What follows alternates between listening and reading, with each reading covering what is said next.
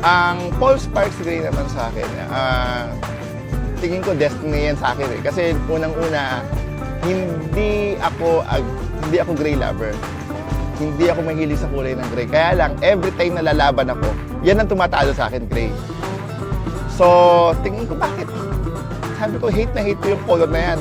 Siguro ginagantihan ako kasi pinumi akong talo sa kanila eh.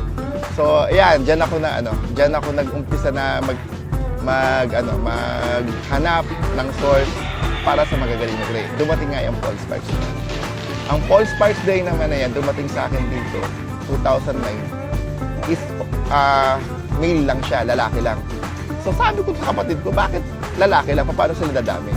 Eh, wala nang mapili na hen or pullet para dun sa Paul Sparks na yun. So naghanap kami ng ibang source na gray. And then, ayan, nakakuha kami kay Mel Sims Gray. So, dumating dito yan. Male lang siya. Ikinoros ko sa Mel Sims Gray. Yan ang unang labas. So, nung una, hindi ko inaano eh.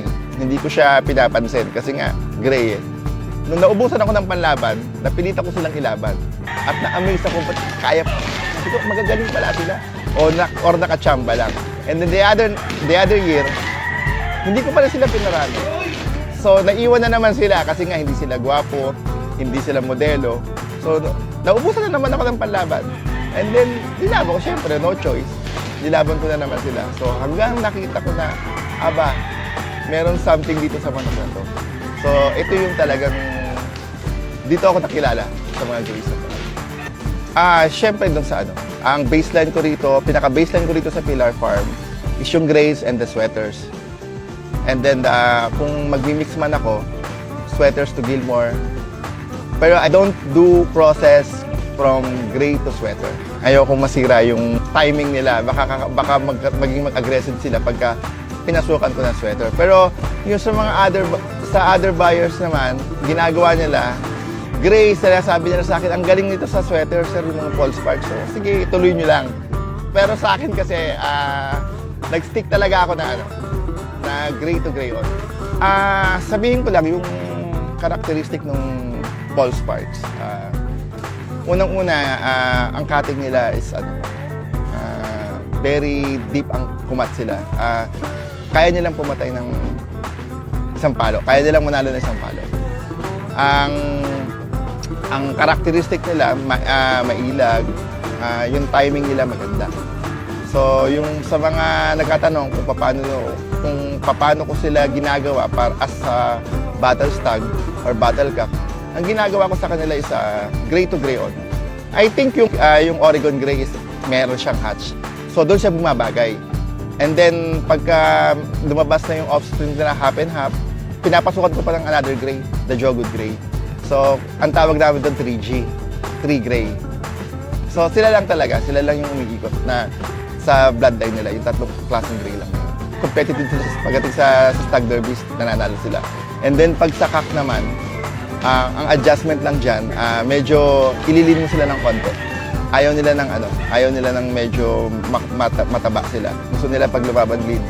So, yun. Kasi meron tumatawag sa akin, sir, anong marking ito? Kasi 4-time winner, 5-time winner sila. So, sabi ko, okay.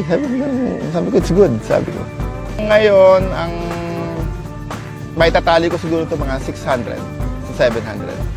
Pero pa siya, magkakalpa naman tayo dyan. Hindi pa naman talaga lahat siya na sasabihin natin yung bilang nila.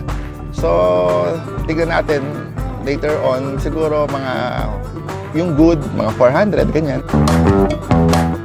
Nagbabalik tayo, bayang sabungero. Mukhang nabitin kayo sa kwento ni Boss Kari. Honestly, alam ko matagal na tayo nagkwentuhan pag nakikita tayo sa Sampaloc, pero hindi ko alam yung pala yung mga beginnings mo, no? Yes. Sa pagmamanok. I actually used to watch your dad pa fight in La Loma nung hindi pa kayo kilala sa mga gray. Yeah. Pero you didn't touch on one issue kasi I saw you from the Resorts World days pa na ikaw yung sikat na mananari, kina Sito Alberto, kina Kong Ipi. Hindi natin napag-usapan yun sa interview eh. Usually ba, pag nagbibigay ka ng mga tips tungkol sa pagtatari, paano yung style na sinasabi mo sa mga bayan sa mga yun? Yung sa mga beginner, kasi marami naman na ngayon na marunong kumare, pero yung sa mga beginner, kung tatanungin ako, saka yung maipapayo ko. Kasi merong mga different angle yan sa pagkakabit. So doon lang kayo always sa safe side. Sa safe side, ibig sabihin ng safe side, hindi pasok, hindi labas. Okay. So para doon na lang kayo mag-a-adjust. Ngayon, yung sa pagsusukat naman ng gapper, ng tare na ilalagay sa paa ng manok, yung iba nagbe-base sa haba ng manok or sa haba ng paa ng manok or sa laki ng manok. Ngayon, ang payo ko rin, doon din kayo sa safe side. Huwag mahaba at huwag maigsi. Doon lang tayo sa katamtaman para walang kumbaga hindi sayang ang ipapalo ng. Naniniwala ka ba doon, Sir Carrie, doon sa mga oras, 3 o'clock, 6 o'clock, di ba sinasabi pag nagtatare? Paano ba ang pag sila mong safe side, paano pinaka-safe na angulo na sinasabi mo? Sa safe side, yung nasa naka-level lang sa 2 o'clock. Kasi ang pagkatari naman depende rin sa paa ng manok.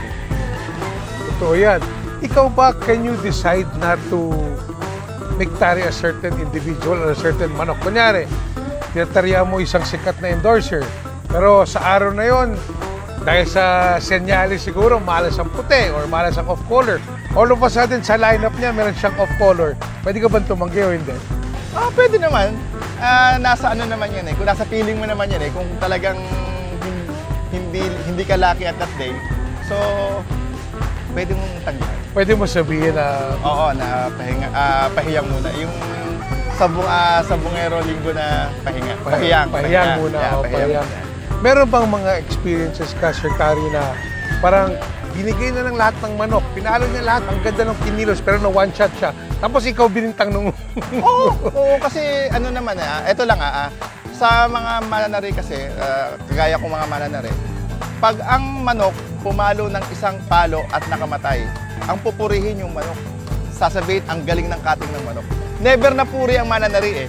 Ngayon, pagka naman maraming pinalo ang manok at natalo, sasabihin, hasa-hasa. Yun, so, kami mga mananari, wala kaming kalalagyan. So, kumbaga, ang credit talaga nasa handler na sa manok. Pero, syempre, dapat bigyan din kami ng credit kasi nakakapatay yung kabit. Masaya na kami doon. Last na lang na question tungkol sa pagtatarit. Alam ko, siguro pag nakita ito ng mga kaibigan natin, pati sa Thunderbird, baka gawin itong parang kasali sa seminar. Naniniwala ka ba na napapasa ng mananari yung emotional na nararamdaman niya sa araw na yun habang nagtatari siya? Kunyari, nagtatari siya, kahit sabihin mong safe side ka, pero yung araw na yun, medyo inaway ka ng shota mo ng asawa mo. Napapasa ba yun sa manok? Oo. Yan, kumbaga, sabi nga nila, pag pumasok ka sa pit or sa cockpit, dapat masaya ka. Ngayon, kung papasok ka na meron kang problema, 100% uuwi ka, wala laman ng bulsa. Okay, bayag sa bungero ha. I know bitin na bitin kayo, but don't worry because Sir Carrie is part of the Thunderbird family at kasama naman natin to sa Hammerhead at Roosterville family. Bago magpaalam, ito na lang tatanungin ko sa iyo, boss, sino bang gusto mong batiin? Siyempre nga pala, kakatapos lang ng Mother's Day. Gusto kong batiin yung aking lovely wife, si Virna Chua, ang aking mom, Laila Chua, saka yung sister ko, and then yung mga sister-in-law ko na mommies. Happy Mother's Day. Tita Bel, Happy Mother's Day. Happy Mother's Day po. At ako naman, pahapo lang, babatiin ko ng happy birthday. Today, May 21, ang ating idolo mula sa Cebu, the Sweaterman, Sir Bebot Monsanto. Happy birthday sa'yo. Happy birthday, Sir Bebot. 60 na siya, 60. Okay, so happy birthday sa'yo, Bebot. Tulad ng sinasabi namin parati, ang sabong ay nasa dugo ng bawat Pilipino at kasama sa kultura ng ating bansa. Ito ang pambansang show ng pambansang sport. Ito ang Sabong Nation.